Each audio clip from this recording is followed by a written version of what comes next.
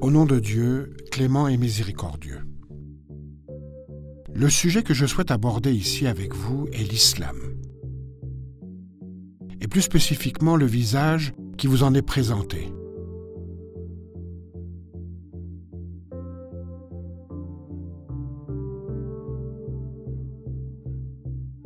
The kidnapping of nearly 300 schoolgirls in Nigeria. The leader of the militant Islamist group responsible for their abduction appeared in a new video. So Boko Haram, as we know, has claimed a control over much of the northeast of the country. At least 1.5 million people have been displaced as a result of this Sunni Islamist extremist group. Depuis 2 décennies, c'est-à-dire peu après l'effondrement de l'Union soviétique, tout a été fait pour présenter cette religion comme un ennemi qu'il faudrait craindre.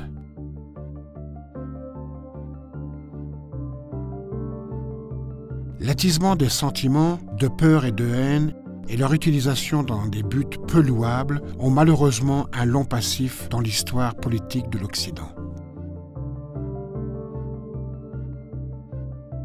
Afghanistan has been ruled by the Taliban since 1996. Since then, the movement has been trying to create what it sees as the world's purest Islamic state. Il n'est pas question ici d'évoquer les phobies diverses qui ont pu être véhiculées au sein des nations occidentales. En parcourant rapidement les études historiques actuelles, vous pourrez vous-même vous rendre compte que les recherches historico-graphiques récentes effectuent une critique conséquente du rôle des États occidentaux dans la falsification de l'image des autres nations et cultures.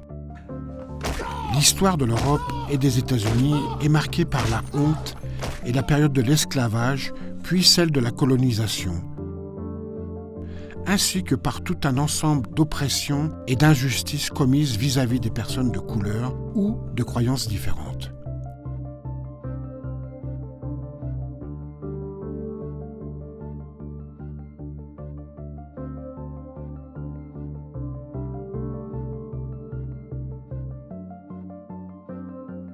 Vos chercheurs et vos historiens ont consacré de nombreuses études critiques aux effusions de sang commises au nom de la religion lors des dissensions entre catholiques et protestants, ou encore au nom de la nation ou de l'ethnie durant les Premières et Secondes Guerres mondiales. Le fait de reconnaître de tels faits mérite en soi d'être loué.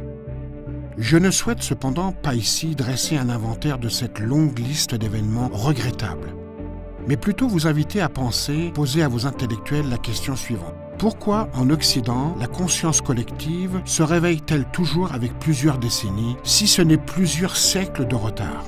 We also have a history of kind of moving in and out of Pakistan.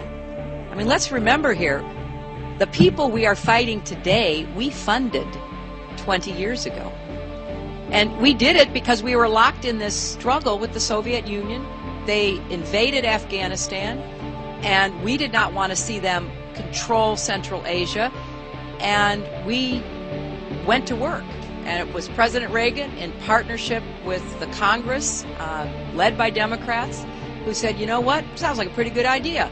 Let's deal with the ISI and the Pakistani military, and let's go recruit these mujahideen, and that's great. Let's get some to come from Saudi Arabia and other places, importing their Wahhabi brand of Islam so that we can go beat the Soviet Union. Pourquoi l'examen de cette conscience collective doit-elle être exclusivement tourné vers des réalités appartenant à un passé lointain et passer sous silence les questions actuelles? Pourquoi cherche-t-on à empêcher la formation d'une réflexion générale au sujet d'une question aussi importante que celle de la façon d'aborder et de traiter la culture et la pensée musulmane?